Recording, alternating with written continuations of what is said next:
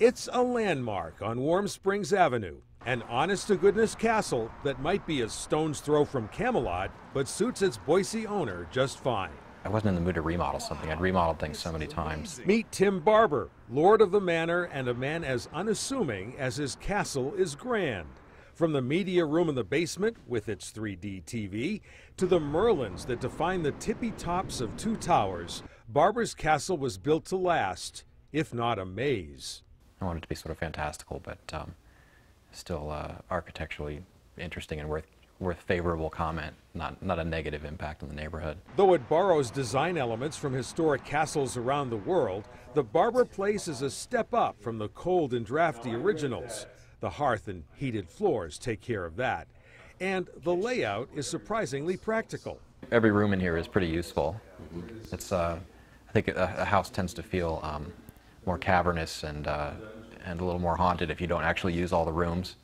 But pretty much all the rooms get used here, so it feels a little more cozy. I really like the idea of making round rooms, although they're not terribly practical usually. But certainly if you have a building that looks like a castle, you've got to have a round dining room with a round table in it. So you spend nights at the round table? You could say that. Construction took the better part of 2 years, and the discussions with architects were endless. And did they think you were nuts? You know, nobody said that, so they might easily have thought so. The castle boasts some quirky touches, like a stainless steel hot tub that doubles as a fountain, and a decorative suit of armor in the foyer.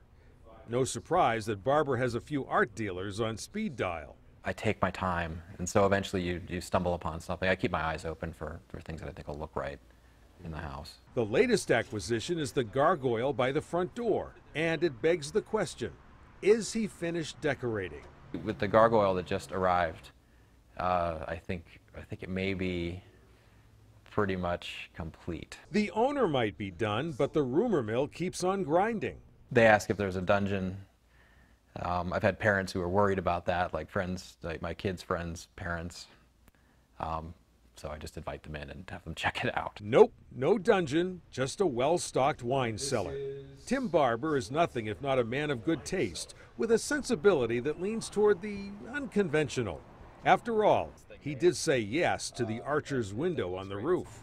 As a statement about me, it's you might look at it and say, man, that guy was determined to build this house because look how complicated this thing is. It's like you made a game of this. Well, why not? Yeah. Makes it more interesting that way. Sure. Game of Thrones, right?